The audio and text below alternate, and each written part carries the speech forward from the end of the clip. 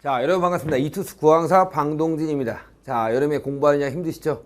저도 많이 지치고 있을 때가 많습니다. 그럼에도 불구하고 우리에게 남은 시간은 100일밖에 남지 않았고 이 100일 동안 최선을 다하는 모습이 가장 중요할 거라고 봅니다. 자, 오늘 말씀드릴 것은요. 인디언이 기우제를 지르면 반드시 비가 온다. 요 말입니다. 혹시 들어보셨나요?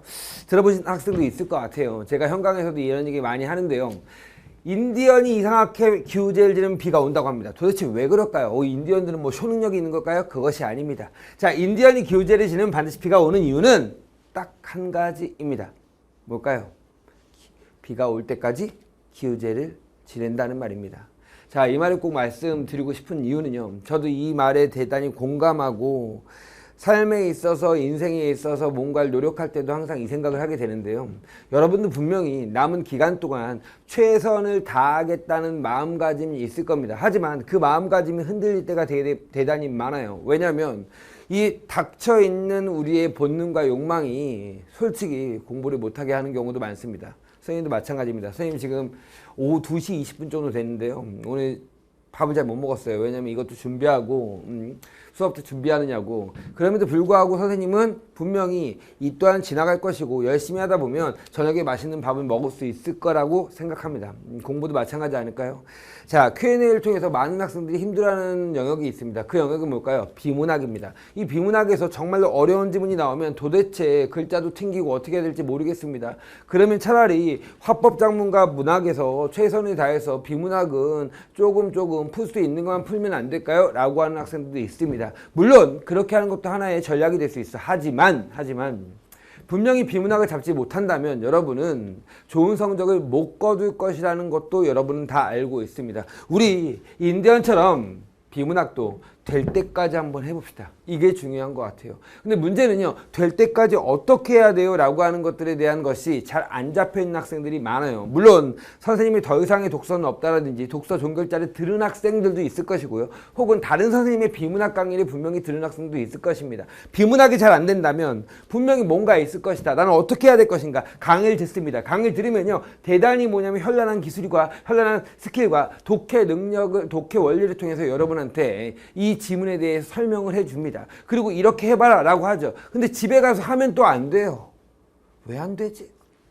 비문학이라는 것은 이래요. 비문학은 왜 안 되냐면요. 그거는 분명히 딱 정해져 있어요. 뭘까요? 어떤 학생은요. 비문학을 한 번도 강의를 듣지 않는데도 불구하고 선생님 비문학이 무슨 강의입니까? 충분히 풀 수 있죠. 라고 하는 학생들이 있는가 하면 어떤 학생은 비문학은 미칠 것 같아요. 강의를 들어도 안 돼요. 라고 하는 학생들도 분명히 있습니다. 그 이유는 딱 한 가지예요. 독서 능력의 차이라는 거죠. 그럼 결국 독해 능력의 차이라는 것은 어디서 올까요? 어린 시절에 책이라든지 많이 접한 것들이 달랐기 때문이지. 선생님 그러면요. 선생님이 강의를 들어도 비문학이 해결되지 않는다는 겁니까? 라고 얘기할 수 있겠죠. 맞나요? 예, 해결되지 않습니다. 여러분이 체화 연습을 하지 않는다면 말입니다. 그런데 독해 원리를 알고 있는데도 안 되는 것은 체화 연습이 정확하게 치열하게 되지 않는 거예요. 18년, 19년 동안 어떤 애는 책을 대단히 많이 읽었고 어떤 애는 한 번도 읽지 않았어요. 그런데 그것이 강의 18강, 19강, 20강만으로 해결이 될까요? 그거는 사기죠. 말이 안 돼요. 그러면 어떻게 해야 되냐? 매일매일 치열하게 비문학을 내가 어떻게 읽을 것인가를 고민하고 될 때까지 하시는 여러분의 의지와 행동이 필요하다는 것입니다. 선생님이 오늘 지문 하나 갖고 왔어요. 2018학년도 9회 모평 고전 역학 지문입니다. 대단히 의미심장한 지문이고요. 이 고전 역학이라는 물리 영역을 논리학이라는 우리가 제일 싫어하는 물리와 논리학이 합쳐진 지문이었어요. 애들이 너무 힘들었죠. 특히 마지막 문단은요. 마지막 문단은 애들이 읽으면서도 뭐가 됐냐? 정리가 안 됐다고 합니다. 글자가 튕기는 현상이 발생했다고 합니다. 그럼 이런 건 어떻게 하는데? 어떻게를 배웠다면 그 어떻게에 대해서 실행을 하고 계속 연습을 해보셔야 돼요. 기출문제를 분석한다고 해서 지문을 읽은 다음에 문제 풀고 해설지 본다고 해결되는 게 아니라는 거죠. 이런 부분이 나오면 어떻게 읽어야 되지? 이게 나와야 됩니다. 제가 문제도 하나 갖고 왔는데요. 윗글을 통해 기억에 대해 적절하게 추론한 것입니다. 정답률이 52%예요. 근데 솔직히 대단히 어렵지 않은 지문이었어요. 어렵지 않은 문제였는데도 52%예요. 괜히 겁을 먹는 거죠. 가볼까요? 자, 요 지문에 있는 것이 한 단락입니다. 이 한 단락을 읽어보면서 한번 가볼게요. 고전 논리에는 자, 우리 앞에는 아리따운 우리 피디님도 계시거든요. 이 피디님도 한번 읽어보면서 내용을 한번 정리해 본다고 생각해 볼게요. 아마 쉽지 않을 거예요. 왜냐하면 복잡해요. 처음 보는 내용이에요. 자, 볼게요. 고전 논리에서는 참인 동시에 거짓인 진리치를 지닌 문장을 다룰 수 없기 때문에 자, 그럼 참인 동시에 거짓인 진리치를 지닌 문장을 다룰 수 없기 때문에 프리스트는 그것도 다룰 수 있는 비고전 논리 중 하나인 이게 로직 파라독스 이런 건데요. 역설적 논리래요. 제시하였다 이거야. 그런데 LP는 뭐야? 로직 파라독스입니다. 그럼 결국 얘는 뭐다? 참인 동시에 거짓인 진리치를 다룰 수도 있는 문장이 되겠죠. 자, 직관적으로 호소력이 있는 몇몇 추론 규칙이 성립되지 않는데요. 자, 전건 긍정 규칙이 뭔데? 예를 들어 생각해 보자. 고전 논리에서는 전건 긍정 규칙이 성립한다. 이는 P이면 Q이다라는 조건문과 그것의 전건인 P와 P가 참이라면 그것의 후건인 Q도 반드시 참이 된다는 것이다. 여기서부터 벌써 힘들어요. 이게 뭐야? 읽긴 읽었는데 머릿속에 들어오질 않죠. 도대체 왜 그러냐 이거죠. 자, 가볼까요? 이와 비슷한 방식으로 전건 긍정 규칙을 한번 LP에 적용해 본대요. 성립하려면 조건문과 그것의 전건인 P가 모두 참 또는 참인 동시에 거짓이라면 그것의 후건도 Q도 반드시 참인 동시에 참 또는 참인 동시에 거짓이어야 한다고요. 자, 그러나 LP에서 조건문의 전건은 참인 동시에 거짓이고 후건은 거짓인 경우 조건문과 전건은 모두 참인 동시에 거짓이지만 후건은 거짓이 된다. 미치겠죠. 자, 미치겠죠라는 현상이 발생한다는 거지. 왜냐면 저도 그래요, 처음에는. 그렇죠? 읽을 때는 물론 선생님은 이 지문을 수도 없이 많이 읽었어요. 그리고 선생님은 이 문제를 풀 때 한 번에 맞췄습니다. 도대체 뭐가 다른데? 그치? 왜 방동진은 한 번에 맞힐 수 있고 너네들은 못 맞히는데 그 이유가 나와야 돼요. 자, 읽으면서 제가 분명히 말하지만 우리는 속도, 시간을 딱 정해져 있기 때문에 분명히 읽을 때 빠르게 읽어야 되는 건 당연해요. 근데 빠르게 읽으면 지문이 정리가 안 돼요. 근데 분명히 여기에 기억이 있기 때문에 문제를 낼 것 같아. 어떡하지? 이 고민을 하셔야 된다고요. 그 만약에 자 보세요. 그러니까 이 상황이 이거야. 정보량도 많고요. 이 단락은 정보량도 많고 지문이 정리가 안 돼요. 정리가 안 되면 분명히 기억이란 문제가 있다면 이걸 정리해야지만 문제를 풀 수 있다는 거지. 그럼 이렇게 정보량이 많고 지문이 정리가 안 돼. 어떻게 할 건데? 자, 선생님이 가끔씩 얘기했죠. 이렇게 긴 문단을 어떻게 한다? 첫 번째, 뭐 한다? 쪼개서 정리한다.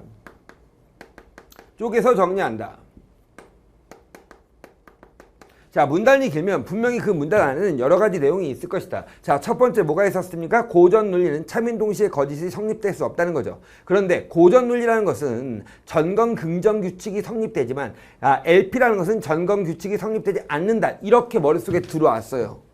자, 다시 한번 가볼게요. 뭐라고요? 고전 논리는 전건 긍정 규칙이 전긍이라고 할게요. 성립되지만 LP는 전건 규칙이 긍정 규칙이 성립되지 않는다. 자, 이렇게 정리가 됐어. 근데 이렇게 정리했다고 문제가 풀립니까? 아니죠. 전건 긍정 규칙이 무엇인지 알아야 되고 도대체 뭐가 차이 나서 얘는 성립되지 않은지도 찾아야 돼요. 그러려면 뭘 하셔야 되냐면요. 두 번째, 메모가 무조건 필요하다는 거죠. 메모만 했다면 대단히 쉬운 문제가 됐을 거야. 근데 메모를 하지 않은 거죠. 그냥 머릿속에서 합니다. 그리고 5번 문제 풀면서 왔다 갔다 거립니다. 왔다 갔다 거리면서 뭐냐면 빼먹는 것들이 분명히 존재하죠. 그래서 틀려버리는 거야. 무슨 말인지 알겠어요? 그러면 방금과 같은 내용 갖고 우리는 한번 정리를 하면서 한번 읽어봅시다. 그럼 5번 문제가 풀리는지 볼게요. 자, 고전 논리에서는 다시 갑니다. 참인 동시에 거짓인 진리치를 지닌 문장을 다룰 수 없기 때문에 프리스트는 이런 것들을 다룰 수 없구나. 물론 이게 이제 여러분이 이 지문을 전부 다 읽었다면 상호 배타적 상태가 공존할 수 없다라고 이해될 거예요. 나중에 할게 그런 건 이거 여러분이 보시고 자, 이 지문만 봅시다. 이 단락만. 프리스트는 그것도 다룰 수 있는 비고전 논리 중 한 개인 LP를 제시한다. 그럼 프리스트 LP인데 이 LP라는 것은 참인 동시에 거짓 진리치를 다룰 수 있구나. 이렇게 이해해야 되죠. 그런데 LP에서는 직관적으로 호소력이 있는 몇몇 추론 규칙이 성립되지 않는다. 뭔지 모르겠지만 우리는 호소력이 있는데 성립되지 않는데요. 전건 긍정 규칙을 예를 들어 생각해보자. 이제부터 전건 긍정 규칙을 설명한대요. 고전 논리에서는 뭐가 성립된다? 전건 긍정 규칙이 성립됐나 봐요. 볼게요. 전건 규칙이 성립한다. 이는 P면 Q이다라는 조건문과 그것의 전건인 P가 참이라면 그것의 후건 Q도 반드시 참이 난 것이다. 이게 정리돼야 돼. 볼게요. P면 Q라는 거래요. 이게 뭐다? 조건문이라는 거죠. 그치? 오케이. 여기다 이렇게 적어볼까? 조건문입니다. 그리고 요 P는 뭐라고 했냐면 전건이라고 했어요. 그쵸? 메모도 해봐야지 연습이 돼. Q는 뭐예요? 후건이라고 돼 있습니다. 그럼 뭐라고 돼 있냐면 얘가 만약에 참이라면 당연히 후건도 뭐다? 참이 될 수밖에 없다. 얘가 전건 긍정 규칙이라는 거지. 내가 정리를 했어 이렇게. 자, 그 다음 가볼게요. 두 번째 단락. 두 번째가 그 다음 문장 가봅시다. 한 단락입니다. 이와 비슷한 방식으로 LP에서 전건 긍정 규칙이 성립하려면 조건문과 그것의 전건인 P가 모두 참 또는 참인 동시에 거짓이라면 그것의 후건인 Q도 반드시 참 또는 참인 동시에 거짓이어야 된다. 그럼 무슨 말이냐면 자, 만약 LP도 가능하다면 얘가 참이고 또는 참동거라고 적을게요. 참동거라면 그쵸? 오케이. 전건과 조건문이. 그럼 당연히 후건도 뭐야? 참인 동시에 참동거가 돼야 된다는 거죠. 오케이. 이렇게 돼야 된다는 거야. 그래야지 전건 긍정 규칙이 성립돼. 그러나 LP에서 조건문의 전건은 참인 동시에 거짓이고 자, 조건문의 전건만 나왔습니다. 전건은 P야. 자, 후건은 거짓인 경우 따져보자. 그러면 자, 가보자.